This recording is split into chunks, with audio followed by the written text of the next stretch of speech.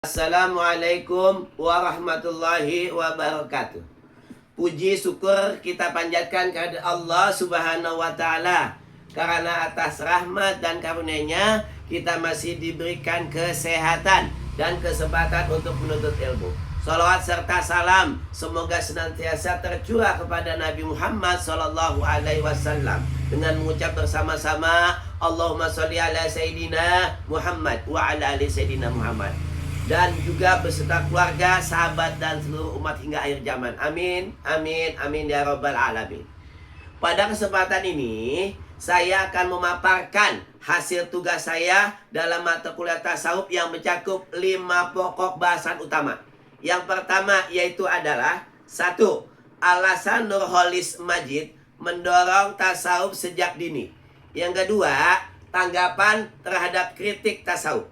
Yang ketiga, ringkasan video vendor sufistik. Yang keempat, tahapan perkembangan tasawuf. Dan yang kelima adalah penjelasan Profesor Mustafa Mahmud tentang ruh dan liqa. Pertama, alasan Nurholis Majid mendorong pendidikan tasawuf sejak dini.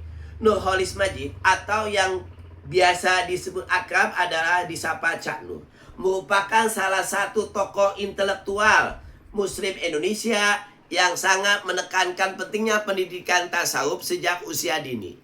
Hal ini dilatar belakangi oleh kondisi masyarakat modern yang mengalami krisis spiritual.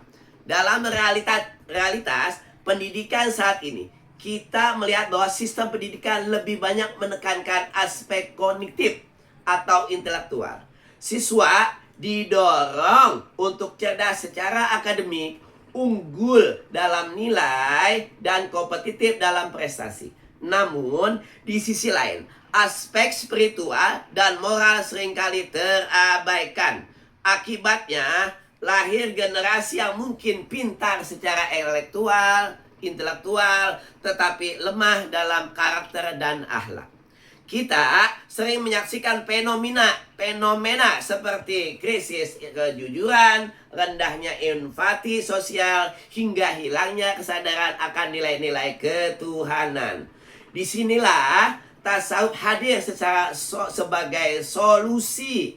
Tasawuf bukan sekedar ajaran tentang ibadah ritual, tetapi merupakan proses pembinaan jiwa agar manusia memiliki kedekatan dengan Allah Subhanahu wa Ta'ala, keikhlasan dalam beramal, serta kemampuan mengendalikan diri. Bagi seorang pengajar, tasawuf membentuk keteladanan. Guru tidak hanya menyampaikan ilmu, tetapi juga contoh dalam akhlak dan perilaku. Sedangkan bagi pelajar, tasawuf membantu menciptakan keseimbangan antara ilmu dan amal, antara kecerdasan intelektual dan kecerdasan spiritual. Dengan demikian, pendidikan tasawuf sejak dini sangat penting untuk membentuk manusia yang utuh, yaitu manusia yang cerdas, berakal, dan memiliki kesadaran spiritual yang tinggi. Kedua, tanggapan terhadap kritik tasawuf. Tasawuf seringkali mendekatkan kritik dari berbagai kalangan. Ada yang menilai tasawuf sebagai ajaran yang anti-intelektual, anti-sosial, bahkan anti-kemajuan. Namun, kritik-kritik ini perlu dilihat secara objektif. Pertama, anggapan bahwa tasawuf anti-intelektual tidaklah tepat. Dalam sejarah Islam, banyak tokoh sufi yang juga merupakan intelektual besar. Salah satu contohnya adalah Imam Al-Ghazali. Beliau adalah seorang ulama besar yang menguasai berbagai disiplin ilmu, mulai dari fikih, filsafat, hingga tasawuf. Ini merupakan bahwa tasawuf justru dapat berjalan seiring dengan intelektualitas. Kedua, tasawuf dianggap antisosial, padahal ajaran tasawuf justru menekankan kepedulian terhadap sesama. Seorang sufi sejati tidak hanya beribadah secara pribadi, tetapi juga memiliki kepekaan sosial yang tinggi. Nilai-nilai seperti empati, kasih sayang, dan tolong-menolong merupakan bagian integral dari tasawuf. Ketiga, tasawuf sering dituduh anti kemajuan karena konsep juhud. Namun, juhud tidak berarti meninggalkan dunia secara total. Juhud adalah sikap tidak diperbudak oleh dunia. Artinya, seorang boleh memiliki harta, jabatan, dan kedudukan, tetapi tidak menjadikan sebagai tujuan utama hidup. Dengan demikian, tasawuf yang benar adalah tasawuf yang seimbang.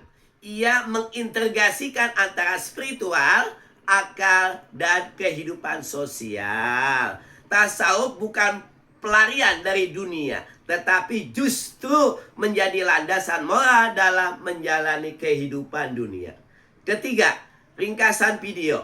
Dalam video pendar-pendir sufistik dijelaskan bahwa inti dari tasawuf adalah tauhid yang mendalam. Tauhid tidak hanya dipahami sebagai ucapan la ilaha illallah, tetapi harus menjadi kesadaran batin yang hidup dalam diri manusia. Kesadaran tauhid yang benar adalah membebaskan manusia dari berbagai bentuk penghambaan selain Allah, seperti penghambaan kepada harta, kekuasaan, atau manusia lainnya. Dari sinilah lahir pribadi yang jujur, bertanggung jawab, dan memiliki integritas tinggi. Selain itu, tasawuf juga mengajarkan pentingnya zikir dan kontemplasi sebagai sarana untuk mendekatkan diri kepada Allah. Melalui proses ini, seseorang akan merasakan ketenangan batin dan kedamaian spiritual. Keempat, 3 tahapan perkembangan tasawuf. Tasawuf mengalami perkembangan historis yang dapat dibagi menjadi 3 tahap utama. Tahap pertama adalah tasawuf juhud. Pada tahap ini, tokoh-tokoh seperti Hasan al-Basri dan Rabi' al-Adawiyah lebih menekankan pada kehidupan sederhana, menjauhi kemewahan dunia, dan fokus pada ibadah. Tasawuf pada fase ini bersifat praktis dan menekankan pada pengendalian diri. Tahap kedua, tasawuf falsafi. Pada tahap ini, tasawuf mulai dipengaruhi oleh pemikiran filsafat. Tokoh-tokohnya seperti Al-Halaj dan Ibnu Arabi mengembangkan konsep-konsep metafisik yang mendalam seperti wahdatul wujud. Tasawuf pada fase ini menjadi lebih kompleks dan filosofis. Tahap ketiga adalah tasawuf akhlaki. Tokoh utamanya adalah Imam Ghazali. Pada tahap ini, tasawuf difokuskan pada pembinaan akhlak. Al-Ghazali berhasil mengintegrasikan antara syariat, akidah, dan tasawuf, sehingga menjadi ajaran yang lebih sistematis dan mudah dipahami. Ketiga, tahap ini merupakan bahwa tasawuf bukan ajaran yang statis, tetapi berkembang sesuai dengan kebutuhan zaman. Kelima, penjelasan Profesor Mustafa Mahmud. Menurut Profesor Mustafa Mahmud, manusia terdiri dari 2 unsur, yaitu ruh dan jasad. Ruh bersifat non-material, tidak dapat dilihat, tetapi menjadi sumber kehidupan. Ruh bersifat kekal dan berasal dari Allah Subhanahu wa Ta'ala. Sedangkan jasad bersifat fisik, terbatas, dan mengalami kerusakan. Pemahaman ini penting dalam tasawuf, karena fokus utama tasawuf adalah seseorang merasakan ketenangan dalam sholat, kehusuan dalam zikir, dan kedamaian dalam mendekatkan diri kepada Allah Subhanahu wa Ta'ala. Pengalaman ini menunjukkan bahwa hubungan manusia dengan Allah tidak hanya bersifat teoritis, tetapi juga dapat dirasakan secara langsung dalam kehidupan spiritual. Sebagai penutup, dapat disimpulkan bahwa tasawuf memiliki peran yang sangat penting dalam kehidupan manusia, terutama dalam menghadapi tantangan zaman modern. Tasawuf merupakan keseimbangan antara akal, hati, dan tindakan. Ia membentuk manusia yang tidak hanya cerdas secara intelektual, tetapi juga matang secara spiritual dan sosial. Dengan memahami dan mengamalkan tasawuf secara benar, diharapkan kita dapat menjadi pribadi yang lebih baik, lebih dekat kepada Allah Subhanahu wa taala, serta mampu memberikan manfaat bagi sesama. Demikian yang dapat saya sampaikan. Mohon maaf ada segala kurangan. Yang benar datangnya dari Allah, yang salah yang tidak sempurna datangnya dari saya sendiri. Wabillahi taufiq wal hidayah. Wassalamualaikum warahmatullahi wabarakatuh. Waalaikumsalam.